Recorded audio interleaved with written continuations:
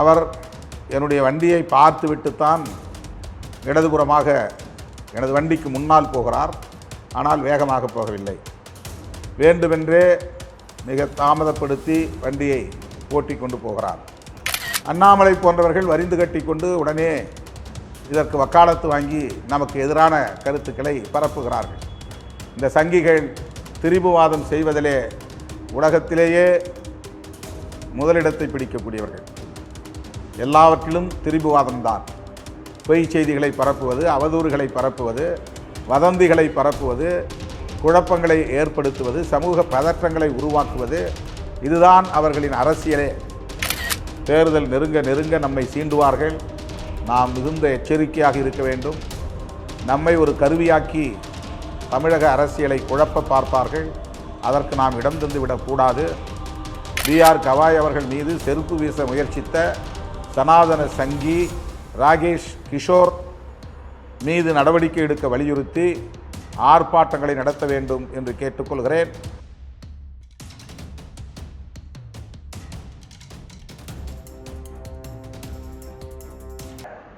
ஆர்ப்பாட்டம் நடந்த இடத்திலிருந்து 1 நிமிடம் அல்லது 2 நிமிட தூரத்தில் தான் நான் கடந்திருப்பேன். அந்த இடத்திலே எனது வண்டிக்கு முன்னால் இருசக்கர வண்டியில் ஒரு இளைஞர் போய்கொண்டிருந்தார். அவர் நம்முடைய வண்டியை நன்றாக கவனித்து விட்டுத்தான் போகிறார். என் வண்டிக்கு பின்னால் எனக்கு வழக்கமாக வருகிற பாதுகாவலர்கள், காவல்துறையை சார்ந்தவர்கள், எஸ்கார்ட் போலீஸ் என் வண்டிக்கு அருகே வந்து கொண்டிருக்கிறார்கள். வழக்கமாக முன்னால் செல்வார்கள். அப்போது சற்று முன்னதாக எனது வண்டி கிளம்பிவிட்டதால் எனக்கு பின்னால் வந்தார்கள். அந்த இருசக்கர வண்டியில் போன இளைஞர் திடுமென இருசக்கர வண்டியை நிறுத்திவிட்டு எனது வண்டியை நோக்கி வேகமாக முறைத்து கொண்டே வந்தார். ஏதோ சத்தம் போட்டார். நான் நமது வண்டியை நிறுத்த வேண்டாம், நீங்கள் வலதுபுறமாக ஏறி வண்டியை முன்னே எடுத்து செல்லுங்கள் என்று சொன்னேன். அப்படி செல்ல முடியாதவாறு அவர் முன்னாலே வண்டியை நிறுத்திவிட்டு நம்முடைய வண்டியை நோக்கி கைகளை ஓங்கி அசைத்து கொண்டே வந்தார். இதை பார்த்த எஸ்கார்ட் போலீஸ் என் பின்னால் வந்தவர்கள் அவர் ஏதோ வம்பிழுக்கிறார் என்பதை உணர்ந்து காரிலிருந்து இறங்கி வேகமாக எனது காரை கடந்து சென்று அந்த இளைஞரை தள்ளி செல்லுங்கள், ஒரு ஓரமாக நில்லுங்கள் என்று கேட்டுக்கொண்டார்கள். ஆனால் அவர் எஸ்கார்ட் போலீஸை பார்த்தும் கூட அந்த வண்டியில் நான் அமர்ந்திருக்கிறேன் என்பதை பார்த்தும் கூட வேண்டுமென்றே வம்பு இழுக்கிற மனநிலையில் நின்று கொண்டு ஏதேதோ கைகளை ஆட்டி அசைத்து பேசி கொண்டிருந்தார். நமது கட்சியை சார்ந்த முன்னணி தோழர்கள் அந்த இடத்திலே வந்ததும் கொஞ்சம் ஓரமாக தள்ளி நில்லுங்கள் என்று கேட்டதும் அவர்களிடமும் அவர் முறைத்து பேசியிருக்கிறார், வேகமாக பேசியிருக்கிறார். இந்த நிலையில்தான் காவல்துறையினரும் இயக்கத் தோழர்களும் அவரை முன்னே போங்கள் அல்லது இடது பக்கமாக நில்லுங்கள் என்று தள்ளுகிற போது தள்ளுமுள்ளு ஆகியிருக்கிறது. அவனை எதிர்த்து பேச நமது இயக்கத் தோழர்கள் 1-2 பேர் அவர் மீது கையை ஓங்கி அடிக்க முனைந்தார்கள்.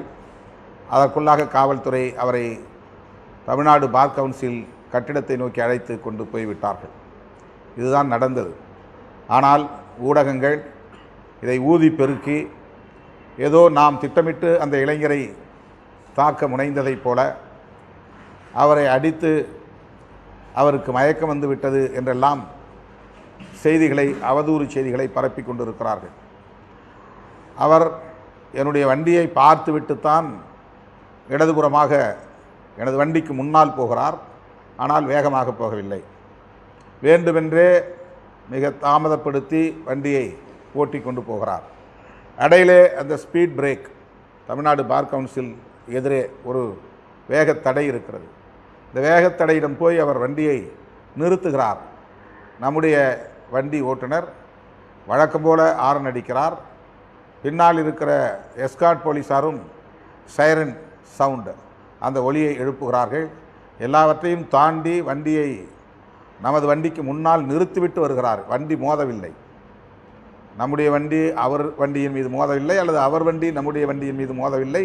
அப்படி விபத்து என்று சொல்லத்தக்க வகையில் எதுவும் நடக்கவில்லை. ஆனால் சிலர் விபத்து என்கிறார்கள், சிலர் நம்முடைய காரில் அவருடைய வண்டியில் நம்முடைய கார் போய் மோதியது என்கிறார்கள். இது எல்லாம் அப்பட்டமான தவறான தகவல்கள்.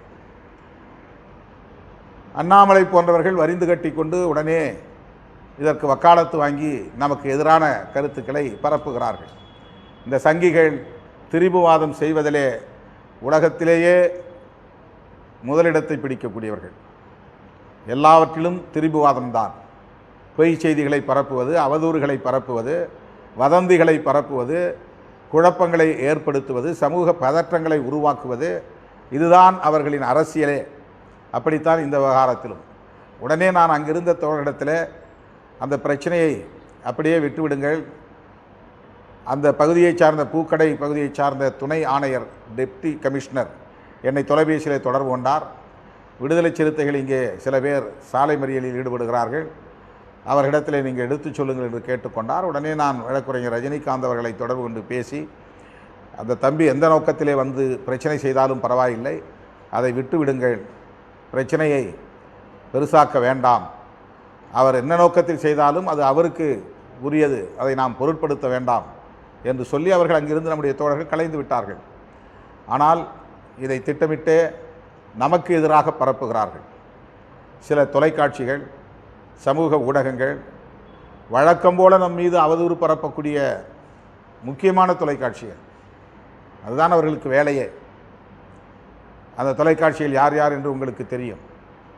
இதை இப்படி ஊதி பெருக்கி திசை திருப்ப முயற்சிக்கிறார்கள் இயக்கத்தோழர்கள். அதை பொருட்படுத்த வேண்டாம், அதை கடந்து செல்ல வேண்டும் என்று நான் கேட்டுக்கொள்கிறேன்.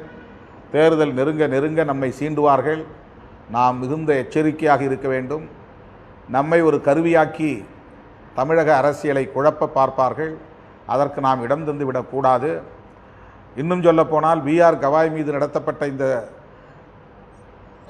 மிக மோசமான தாக்குதல் முயற்சி திசை திருப்பப்பட வேண்டும் என்பதற்காக கூட அண்ணாமலை போன்றவர்கள் இப்படி பொய்யான செய்திகளை பரப்ப முயற்சிக்கலாம்.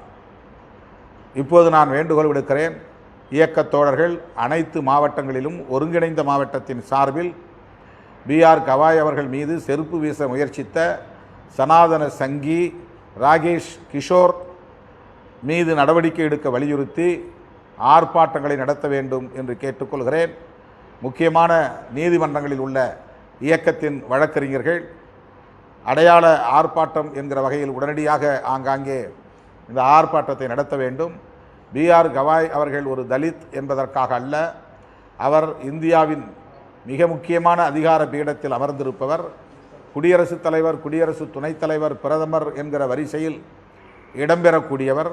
அப்படிப்பட்டவரை நோக்கி சனாதனத்திற்கு எதிராக யார் பேசினாலும் இந்தியா அதை பொறுத்து கொள்ளாது, சகித்து கொள்ளாது என்று ஒரு நபர் பயிற்சிக்கு, அதாவது நீதிமன்றத்திற்கே போகாத வழக்கறிஞர், வெறுமனே என்ரோல்மெண்ட் செய்துவிட்டு வெளியிலே சுற்றி கொண்டிருக்கிற ஒரு சனாதன சங்கிதான் ராகேஷ் கிஷோர் என்பதை இப்போது தோழர்கள் எடுத்துரைக்கிறார்கள். அதே போல் அவர் இந்த பிரச்சனையை திருமண உணர்ச்சிவயப்பட்டு செய்துவிடவில்லை. ஏற்கனவே இவர்கள் சமூக ஊடகங்களில் பிஆர் கவாய் அவர்களுக்கு எதிரான வெறுப்பு அரசியலை உமிழ்ந்திருக்கிறார்கள், பரப்பியிருக்கிறார்கள். எனவே திட்டமிட்டு சங்க பரிவாரங்கள் அவரை அனுப்பியிருக்கிறார்கள்.